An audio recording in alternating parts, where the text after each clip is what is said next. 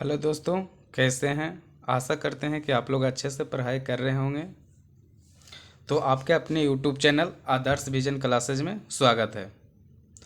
आज के इस वीडियो में हम लोग देखेंगे किसी भी एलिमेंट में प्रोटॉन की संख्या कितनी है, न्यूट्रॉन की संख्या कितनी है, इलेक्ट्रॉन की संख्या कितनी है, उसके परमाणु संख्या क्या है और परमाणु द्रव्यमान क्या है। ये सभी बातों को हम लोग देखेंगे। ठीक है, तो पता हो गया कि इलेक्ट्रॉन, प्रोटॉन और न्यूट्रॉन, परमाणु संख्या, परमाणु द्रव्यमान इस वीडियो में निकालेंगे। ये इतना ज़्यादा इम्पोर्टेंट है कि ये समझिए कि बेसिक है, केमिस्ट्री है जो बेसिक है, इसके बिना आप कुछ नहीं कर सकते। जितना भी न्यूमेरिकल बनाना हो, ये सब हो, सब में आपको इलेक्ट्रॉन, प्रोटॉन, न्यूट्रॉन की ज़रूरत पड़ता है। तो इस वीडियो को आप लोग अच्छे से देखिएगा और समझने का प्रयास करिएगा। आशा करते हैं कि आप लोग को कोई प्रॉब्लम नहीं होगा समझने में, इस तरह से बताएंगे। और ये काफ़ी इम्पोर्टेंट है, हर एक एग्ज़ाम के लिए इम्पोर्टेंट है। ये नहीं कि 10th 12th 9th 10th के लिए, ये सभी के लिए। 8th हो, 9th हो, 10th हो, 11th 12th या ऑल कम्पिटिटिव एग्ज़ाम दे रहे हैं, सभी के लिए ये है, जिसमें इलेक्ट्रॉन और प्रोटॉन निकालना के लिए बोलता है एलिमेंट के। तो आइए इस वीडियो को स्टार्ट करते हैं। सबसे पहले एटम होता है। एटम क्या है जी? तो एटम होता है कोई भी वस्तु जो बना हुआ है एटम से होता है। एटम माने अणु। अणु होता है परमाणु का सबसे छोटा कण, अणु होता है।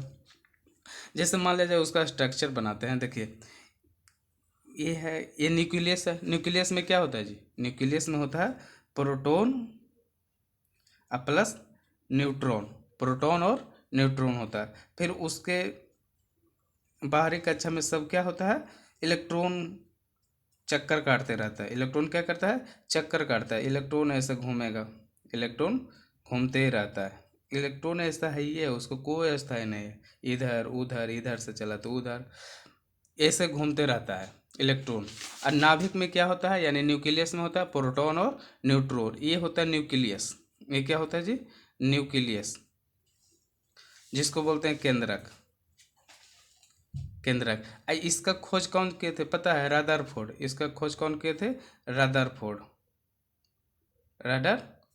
अल्फा स्कैटरिंग आप लोग पढ़े होंगे 11th में, उसके हेल्प से ये किए थे। तो न्यूक्लियस क्या है, उसका कौन खोज किए थे पता हो गया। और न्यूक्लियस में क्या रहता है? प्रोटॉन और न्यूट्रॉन रहता है। और इलेक्ट्रॉन क्या होता है? गोल गोल चक्कर काटते रहता है न्यूक्लियस के अराउंड। ठीक है, तो पहला आइए हम लोग देखते हैं। पहले देखिए, कोई एलिमेंट है, कोई क्या है? एलिमेंट है। यहाँ पर जेड होता है, यहाँ पर ए होता है।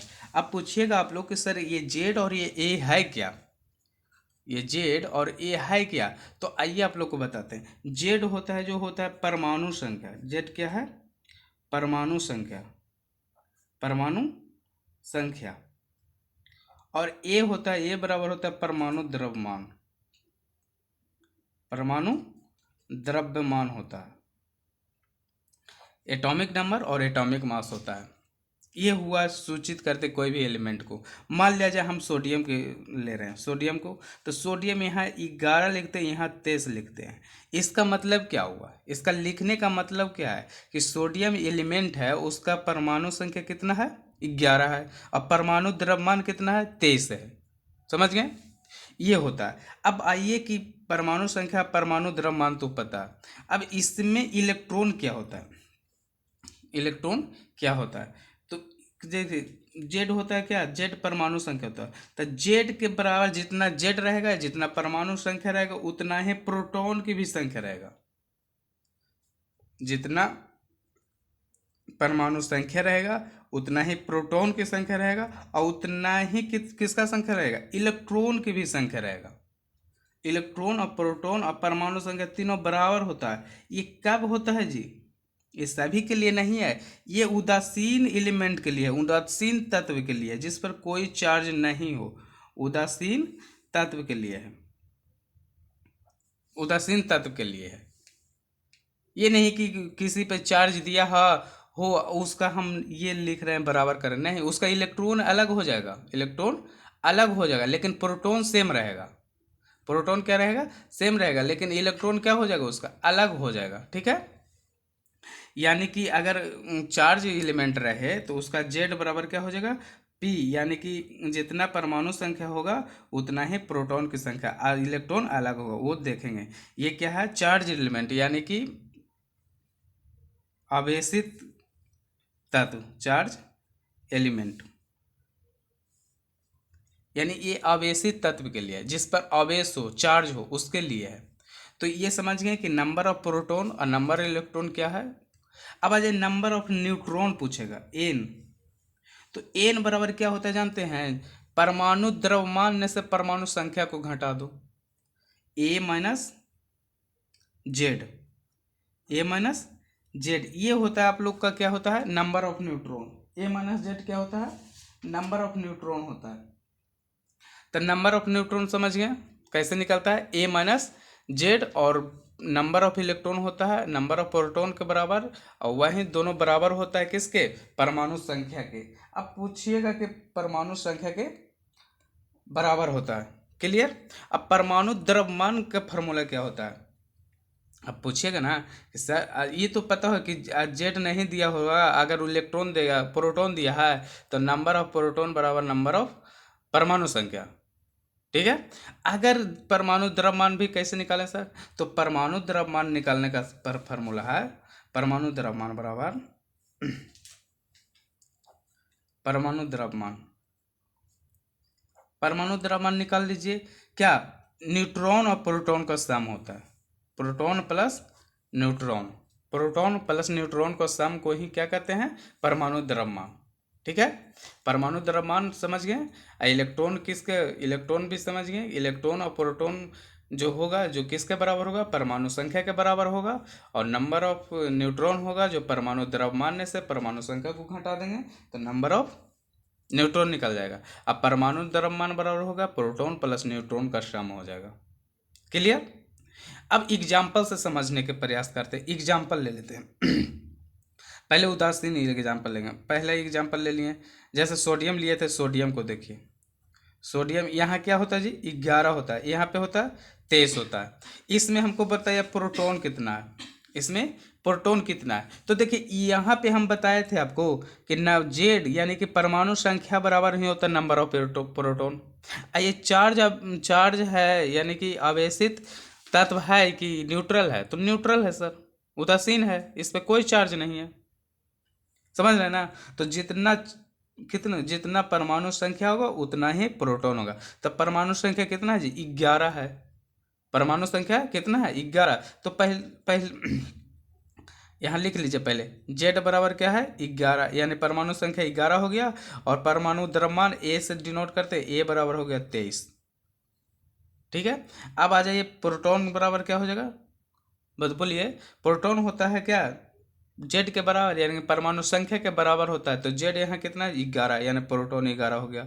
और इलेक्ट्रॉन कितना हो जाएगा, तो बताएं अभी कि इलेक्ट्रॉन उदासीन में इलेक्ट्रॉन और प्रोटॉन बराबर होता है, जो जेड के बराबर होता है, तो यहाँ भी इलेक्ट्रॉन कितना हो जाएगा, 11 होगा, क्योंकि ये उदासीन है, न्यूट्रल है, इस पर कोई चार्ज नहीं है।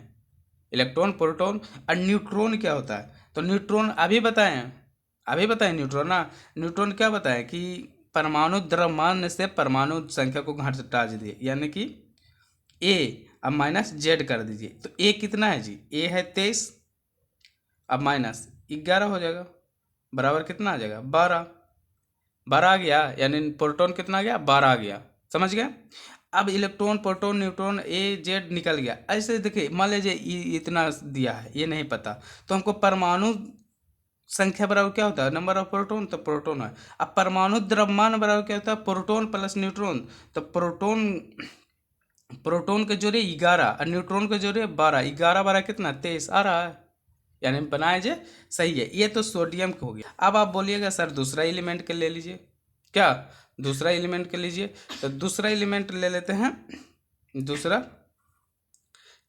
ले लेते हैं, ऑक्सीजन ले लेते हैं। ऑक्सीजन के 8 होता है परमाणु संख्या, और 16 होता है परमाणु भार, परमाणु द्रव्यमान। अब इसमें पूछेगा कि सर जेड बराबर कितना होता है, तो जेड बराबर 8 है। ए बराबर कितना है सर, तो ए बराबर 16 है। इसमें प्रोटॉन कितना होगा, तो जेड के बराबर हो जाएगा, यानी 8 हो जाएगा। इलेक्ट्रॉन कितना, ए भी उदासीन है तो 8 हो जाएगा। अब फिर न्यूट्रॉन कितना है, तो 16 में से 8 घटा देंगे, 16 माइनस 8 यानी 8 हो जाएगा, समझ रहे हैं ना, कितना आसानी से निकाल लिए। इसी प्रकार उदासीन के लिए निकालेंगे। अब देख लेते हैं चार्ज अगर रहे तब क्या रहे, चार्ज रहे तो मान लिया जाए पहले चार्ज वाला ले लेते हैं, यानी आवेशित वाला पहला सोडियम के, सोडियम प्लस ले लेते हैं, सोडियम प्लस, एक प्लस है। तो इसमें बताइए आप जेड कितना होगा, तो जेड तो उतना ही रहेगा और ए तो उतना ही रहेगा 23। इसमें प्रोटॉन की संख्या, तो जितना प्रोटॉन है उतना ही परमाणु संख्या, यानी कि जितना परमाणु संख्या है उतना ही प्रोटॉन होगा। लेकिन इलेक्ट्रॉन इसमें चेंज हो जाएगा, इलेक्ट्रॉन चेंज हो जाएगा। तो इलेक्ट्रॉन बराबर कितना होगा, तो इलेक्ट्रॉन बराबर हो जाएगा 11 है ना, उसमें से एक घटा दीजिए, यानी कि 10 इलेक्ट्रॉन हो जाएगा। कितना इलेक्ट्रॉन, 10। अगर सर बोलिएगा सर ये प्लस है, तो प्लस है क्या, तो ये तो डिनोट अधिक क्या होगा, दिया होगा किसी को तब ये जाके प्लस बना है कि नहीं।